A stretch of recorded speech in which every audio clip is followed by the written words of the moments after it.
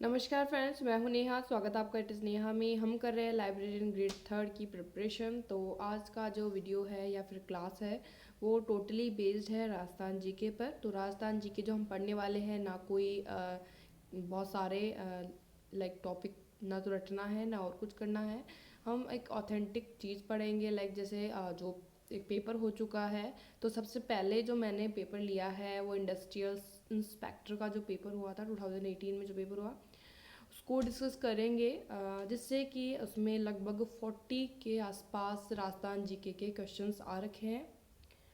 तो इससे एक चीज़ ये क्लियर होती है कि अभी राजस्थान कर्मचारी चयन बोर्ड ने बहुत सारे पेपर करवाए हैं। तो नेक्स्ट जैसे भी एग्ज़ाम आ रहे हैं उनमें मोस्टली जैसे 15 से 20 क्वेश्चन जो आपको मिलेंगे, जैसे आपके 50 क्वेश्चन आने वाले हैं इस पेपर के अंदर, तो वो आपको क्वेश्चन उन्हीं एग्ज़ाम में से मिल जाएंगे। और आप सोचते हैं कि बस मुझे खाली लाइब्रेरियन ग्रेड थर्ड का जो पहले वाला पेपर है, प्रीवियस पेपर ही सॉल्व कर लेंगे तो पूरा काम हो जाएगा। ऐसा नहीं होगा। आपको जो भी सारे पेपर हुए हैं रिसेंटली, उनको सारों के सभी को अगर सॉल्व कर लोगे तो ज़्यादा बेटर रहेगा। तो आज का जो पेपर है वो इंडस्ट्रियल इंस्पेक्टर का पेपर है, तो उसको सॉल्व करेंगे। उनमें 40+ क्वेश्चन है। तो आप अपना स्कोर जो भी रहता है, जैसे भी आपने 6 महीने में जो भी तैयारी की है, तो आप सबसे पहले इस पेपर को सॉल्व करेंगे जैसे मैं बताती हूँ आपको।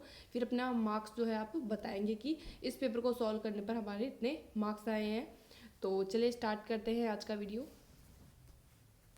तो ये जो आपका सिलेबस है, तो इसमें जो राजस्थान जीके का पोर्शन है वो उन 40 क्वेश्चन में पूरा कवर होने वाला है। इसी में पूरे में से आपको क्वेश्चंस देखने को मिलेंगे जो आपको सॉल्व करने हैं। तो ये है पेपर इंडस्ट्री इंस्पेक्टर का पेपर। तो इसमें पहला क्वेश्चन है, खो दरीबा क्षेत्र डैश के लिए प्रसिद्ध है? तांबे की खानों, लोहा यस खानों, चूने के पत्थर की प्रचुरता या फिर कोयले की खानों। तो जो खो दरीबा है वो किसके लिए प्रसिद्ध है? तांबे की खानों के लिए। तो आपने इसका आंसर बताया होगा। उसके बाद है, नाथरा का पाल किस धात्विक खनिज के भंडार हैं? सीसा, टंगस्टन, लोहा, तांबा। तो जो नाथरा की पाल है वो है लोहा के लिए, ठीक है, जो कि उदयपुर में है। उसके बाद है, निम्न में से कौन सी एक प्रजाति भेड़ की नहीं है? मेगरा, मालपुई मालपुई पुरी, बागड़ी या फिर नाचना। तो नाचना जो है वो ऊंट की नस्ल है, तो ये इसकी नहीं है भेड़ की, तो डी ऑप्शन राइट है। उसके बाद है, सेई परियोजना का संबंध निम्न में से किस बांध से है? जवाहर सागर बांध, हरिके बांध, जवाई बांध या गांधी सागर बांध। तो सेई परियोजना जो है वो संबंधित है जवाई बांध से, जो कि पाली में है।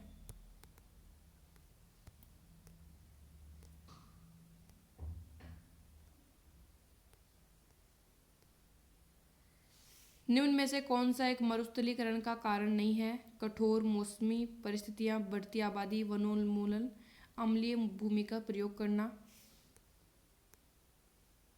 तो इसमें जो कारण नहीं है मरुस्थलीकरण का, तो वो है कि अम्लीय भूमि का प्रयोग करना, ठीक है। वनोन्मूलन भी है, बढ़ती आबादी भी है और कठोर मौसमी परिस्थितियाँ भी है। तो इस तरह का प्रश्न है और थोड़ा सा चेंज था। तो वो क्वेश्चन जो है एलडीसी में आया हुआ है, तो जो एलडीसी की एग्ज़ाम हुई थी।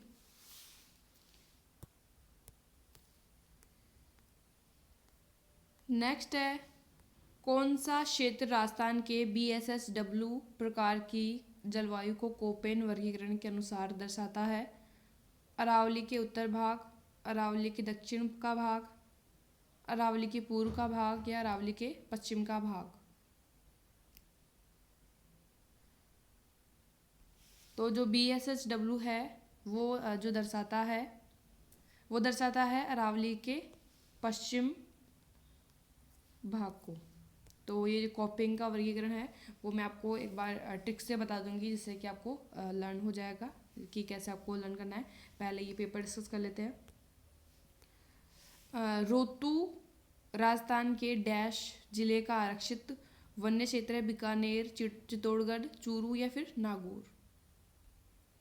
तो रोतू जो है वो नागौर जिले का आरक्षित वन्य क्षेत्र है। अंगुचा गुलाबपुरा खनन क्षेत्र निम्न में से खनिजों के किस जोड़े के प्रसिद्ध है?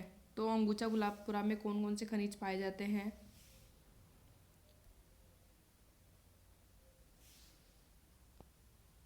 तो इसमें जिंक और ये पीबी जो लेड का साइन है, तो सीसा और जस्ता की, जिंक को जो है जस्ता बोलते हैं हिंदी में। तो जैसे रामपुरा अंगुचा या फिर अंगुचा गुलाबपुरा, तो ये भीलवाड़ा में है।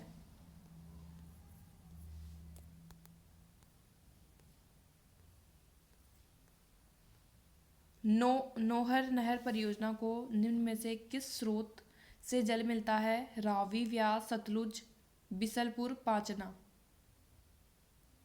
तो नौहर नहर परियोजना है, तो उसको जो मिलता है पानी वो मिलता है रावी और ब्यास से, ए ऑप्शन। उसके बाद है राजस्थान राज्य में पानी लेखा परीक्षा का मुख्य उद्देश्य क्या है?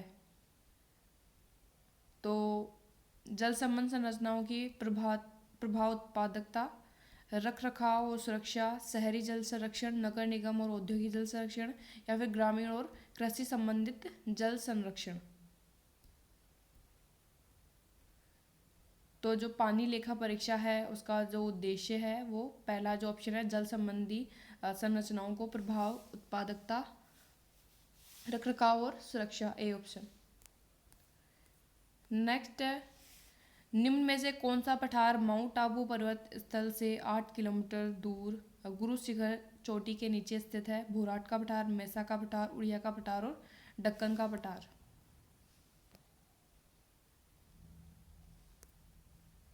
तो इसके लिए जो आंसर आएगा उड़िया का पठार। तो अब आप एक आंसर वो बताएंगे कि उड़िया का पठार कहाँ पर स्थित है?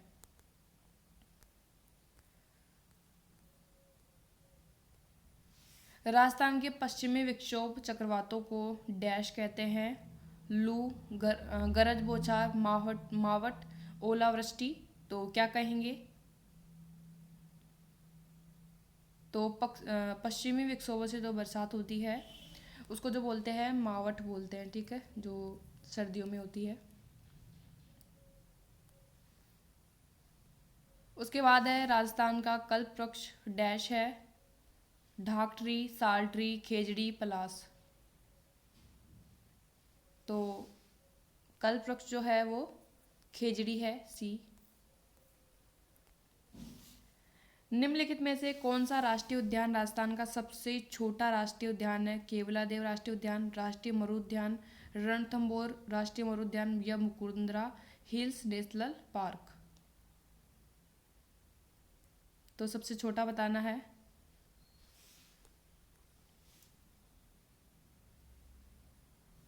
तो जो बी ऑप्शन है वो तो राष्ट्रीय उद्यान है ही नहीं, तो ये ऐसे कर जाएगा। उसके बाद जो केवलादेव राष्ट्रीय उद्यान है जो कि भरतपुर में है, वो सबसे छोटा राष्ट्रीय उद्यान जो है वो है, ए ऑप्शन। उसके बाद है निम्नलिखित राज्य की बहुउद्देशीय नदी घाटी परियोजनाओं में सबसे बड़ी परियोजना कौन सी है? ब्यास परियोजना, इंदिरा गांधी नहर परियोजना, भाखड़ा नागल परियोजना, या माही बजाज सागर परियोजना। तो जो सबसे बड़ी परियोजना जो है वो भाखड़ा नांगल परियोजना है, ऑप्शन सी। तो अगर आप इस तरह से अगर पहले वाले जो राजस्थान के जीके में आए हुए प्रश्न करते हैं तो आपके लिए बहुत ज़्यादा बेटर रहेगा। आपकी एक स्मार्ट तरीके से स्टडी होगी, आप बहुत सारे अलग अलग टाइप के क्वेश्चन भी कर पाएंगे कि किस लेवल पर जो है ये बोर्ड क्वेश्चंस लाता है, तो ये भी आपको आइडिया हो जाएगा।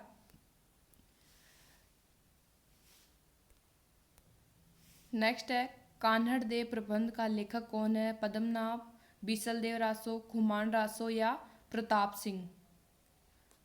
तो कान्हड़ देव प्रबंध जो लिखी थी वो लिखी थी पद्मनाभ ने।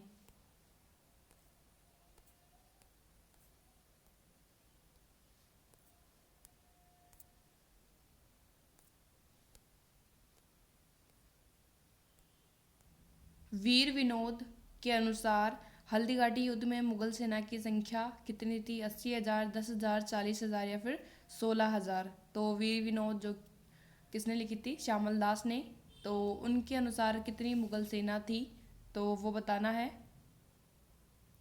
तो वीर विनोद के अनुसार जो सेना थी वो लगभग थी 80,000।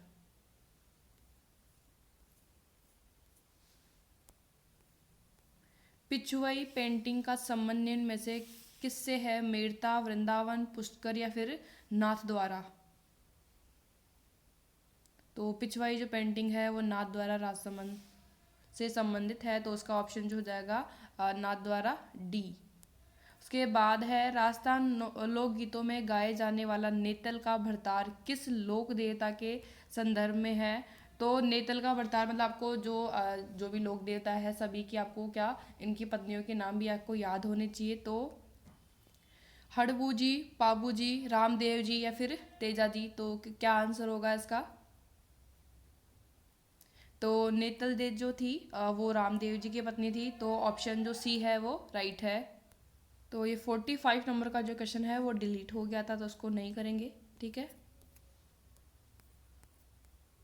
उसके बाद है अंजुमन खादिम उल इस्लाम की स्थापना निम्न में से किस रियासत में हुई थी? अजमेर, जयपुर, जोधपुर या फिर अलवर। तो इसका आंसर बताना है। तो ये जो स्थापना हुई थी वो हुई थी अलवर के अंदर हुई थी, अलवर जो जिला है उसमें। तो ऑप्शन डी राइट है। उसके बाद है अतारकिन का दरवाज़ा राजस्थान के निम्न में से किस जिले में स्थित है? तो नागौर, अजमेर, जालोर या फिर चित्तौड़गढ़।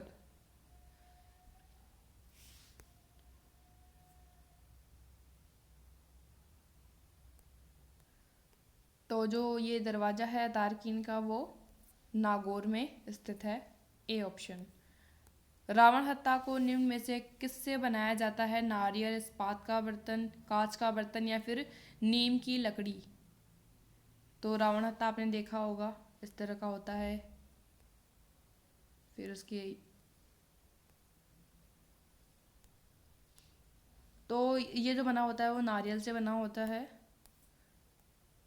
उसके बाद है कुदरत सिंह को राजस्थान की किस हस्तकला में योगदान के लिए पद्मश्री पुरस्कार से अलंकृत किया गया है? कपड़े की छपाई, मीनाकारी, पीतल पर मुरादाबादी काम या फिर ब्लू पोट्री।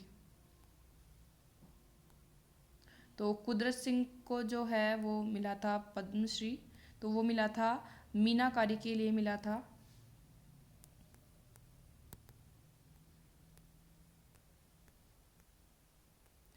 राजस्थान के किस लोक देवता के माता पिता का नाम हंसा देवी और लोहट जी था? पीपा जी, धन्ना जी, जाम्बो जी या फिर सिद्ध जसनाथ जी। तो जाम्बो जी के जो माता पिता का नाम था वो हंसा देवी और लोहट जी था, तो इसका जो आंसर हो जाएगा ऑप्शन सी, जाम्बो जी। तो जाम्बो जी ने कौन से संप्रदाय या फिर कौन सा तो वेस्ट जो तो जिन्होंने विष्णुई संप्रदाय दिया था, तो आपको एक आंसर ये बताना है कि विष्णुई नाम कैसे रखा गया है और जो इनकी प्रमुख पीठ है वो कहाँ पे है। इन दोनों का आंसर आप जो है कमेंट बॉक्स में देंगे। इसके बाद है 1883 में गोविंद गुरु ने मेवाड़, डूंगरपुर, गुजरात और मालवा के भील और गिरासिया जाति के लोगों को संगठित करने के लिए किस भाषा की स्थापना की? संप सभा, नीमड़ा सभा, मीणा क्षेत्रीय समाज सभा या फिर परोपकारिणी सभा। तो गोविंद गिरी का जो सीधा सा संबंध है वो संबंध है संप सभा से, ऑप्शन ए। तो वंश भास्कर, तो ये जो है क्वेश्चन डिलीट हो गया है क्योंकि ये सूर्यमल मिश्रण से संबंधित है। उसके बाद है निम्न में से कौन सा आर्य समाजी विचारधारा का संपोषक नहीं था? देश हितैषी, जनहितकारक, परोपकारक, राजपुताना, गजट। तो संपोषक जो नहीं था वो था राजपुताना गजट। दीपदान परंपरा का संबंध है डैश पवित्र शहर से है? पुष्कर, सालासर, खाटू श्याम या फिर गोगा मेडी।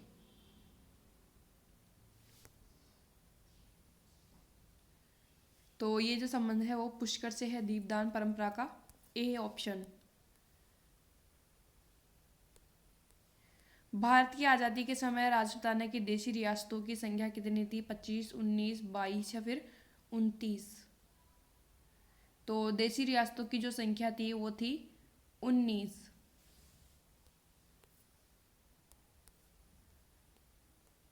तो आपको अब ये बताना है कि ठिकाने कितने थे। देशी रियासतें तो बता दी, राजपूताना की कितनी थी। अब आपको ठिकाने बताने हैं। अगर आपको तीनों ठिकानों के नाम याद है तो वो भी बताने हैं। नेक्स्ट है प्राकृतिक, सॉरी ये नहीं है आपका। राजस्थान लोक सेवा आयोग के सदस्यों का कार्यकाल कितना होता है? 6 वर्ष, 6 वर्ष अथवा 62 वर्ष की आयु दोनों में पहले जो भी समाप्त हो। 62 वर्ष की आयु तक, 6 वर्ष या 65 वर्ष की आयु दोनों में पहले जो भी समाप्त हो। तो कौन सा ऑप्शन राइट होगा वो बताना है। तो इसमें जो बी ऑप्शन है 6 वर्ष या फिर 62 वर्ष की आयु दोनों, तो ऑप्शन बी राइट है। उसके बाद है मानगढ़ धाम जो राजस्थान का जलियांवाला बाग नाम से प्रसिद्ध है। तो जलियांवाला बाग हत्याकांड जैसा इसको संज्ञा दी गई है। तो कहाँ स्थित है? तो राजसमंद, बांसवाड़ा, अलवर या फिर बीकानेर? तो मानगढ़ धाम जो है वो बांसवाड़ा में स्थित है। उसके बाद है राजस्थान राज्य निर्वाचन आयोग का गठन किस वर्ष में हुआ था? 1991, 1992, 1993 या फिर 1994? तो राजस्थान राज्य निर्वाचन आयोग की स्थापना जो हुई थी 1994 में हुई थी। उसके बाद है राज्य चुनाव आयोग के सदस्यों की नियुक्ति राज्यपाल द्वारा समिति की सिफारिश पर की जाती है जिसका सदस्य नहीं होता। मुख्यमंत्री, विधानसभा के प्रतिपक्ष का नेता, मुख्यमंत्री द्वारा मनोनीत केंद्रीय मंत्री, उच्च न्यायालय की न्यायाधीश। तो इसका जो नहीं होता है सदस्य वो नहीं होता है उच्च न्यायालय का न्यायाधीश। तो ऑप्शन डी। उसके बाद है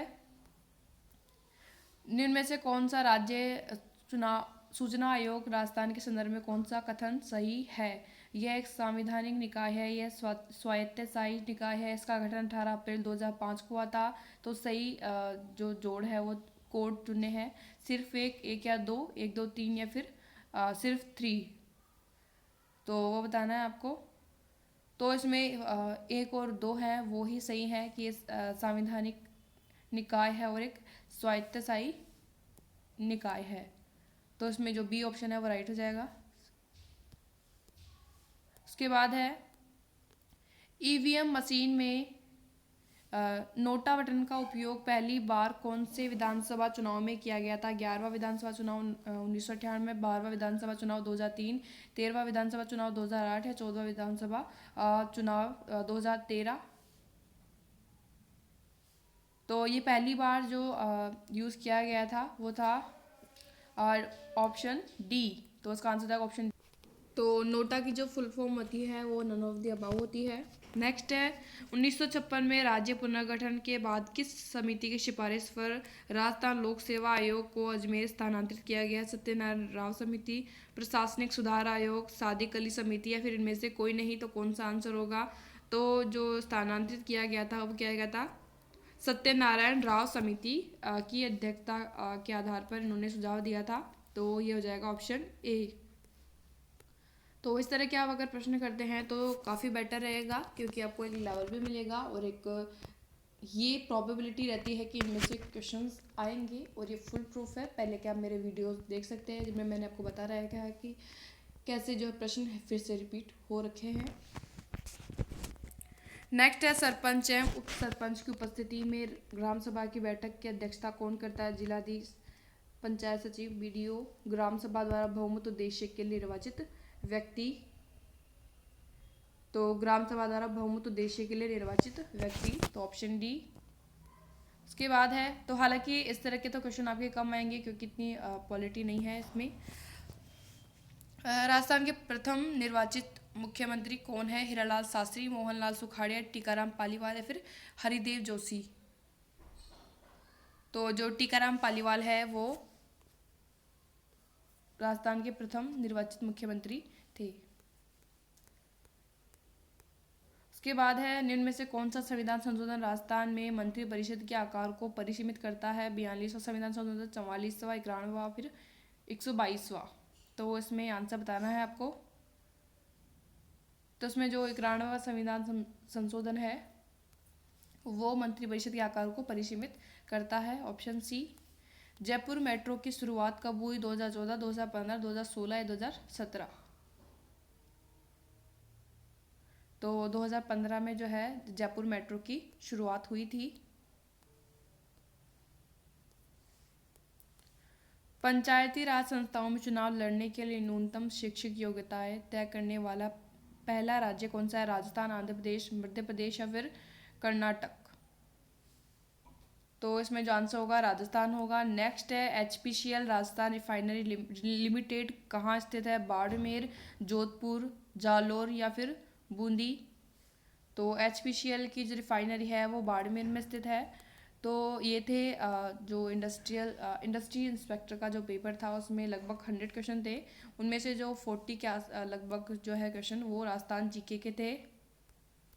तो वो मैंने आपको बता दिए हैं। तो आपको कितने क्वेश्चन पहले से आते थे जो कि आपने पहले से जो प्रिपरेशन की है, और जो भी आपको लग रहा है कि इस टॉपिक पे आपको थोड़ा डिटेल में स्टडी चाहिए तो वो भी आप मुझे कमेंट में बता सकते हैं। और जो भी मैंने अलग से आपको जो भी क्वेश्चंस पूछे हैं उनका भी आप आंसर ज़रूर दें, और जो भी आपका स्कोर रहा है इनमें से तो वो बताएं। और ऐसे डेली बेसिस पे आपके 1 बाय 1 एक एक पेपर आपको सॉल्व कराया जाएगा, ताकि आपको जो है पहले के जो भी क्वेश्चन है वो आपको दिमाग में अच्छे से याद हो जाएंगे। फिर आपको फिर से रिवीजन भी एक बार करना आप इसका, ताकि कम से कम अगर आप 750 से 800 अगर क्वेश्चन कर लेते हैं जो कि आए हुए पेपर्स में है, तो उनमें ये प्रोबेबिलिटी रहेगी कि आप 15 से 20 जो क्वेश्चन है आप पुराने में से ही कर लोगे। उन्हीं क्वेश्चंस में से, मतलब 20 क्वेश्चन का मतलब होता है आप 40 मार्क्स हो फ्री के, कि आपने एक बार पढ़ लिया, 2 बार पढ़ लिया, उसमें से आपको याद हो जाएंगे। सेम आपको बहुत कम चेंजेस उनमें मिलेगा। हालांकि कई क्वेश्चन तो आपको ऐसे मिलेंगे कि आपको कॉपी पेस्ट हुआ है, तो आप ये बात जरूर ध्यान रखें। तो आप 100 नंबर में से जो आपका राजस्थान जीके का पेपर है उसमें से आप 40 मार्क्स तो आप ऐसे ही ले आओगे, और जो कि आप खाली 750 के लगभग क्वेश्चन कर लोगे। तो और तो बाकी आपकी तैयारी चली रही है। तो आपको जो भी क्वेरी हो तो आप मुझे कमेंट बॉक्स में ज़रूर बताएं, और कैसा लगा है वीडियो उसके बारे में बताएं। एंड पहली बार इस चैनल पे आए हैं तो सब्सक्राइब करें एंड बेल आइकन प्रेस करें, ताकि आपको रोज़ आने वाली वीडियोज़ की नोटिफिकेशन टाइम पर मिल जाए। और जो भी इस पोस्ट के लिए प्रिपरेशन कर रहे हैं उनके पास शेयर ज़रूर करें। And thank you for watching my videos.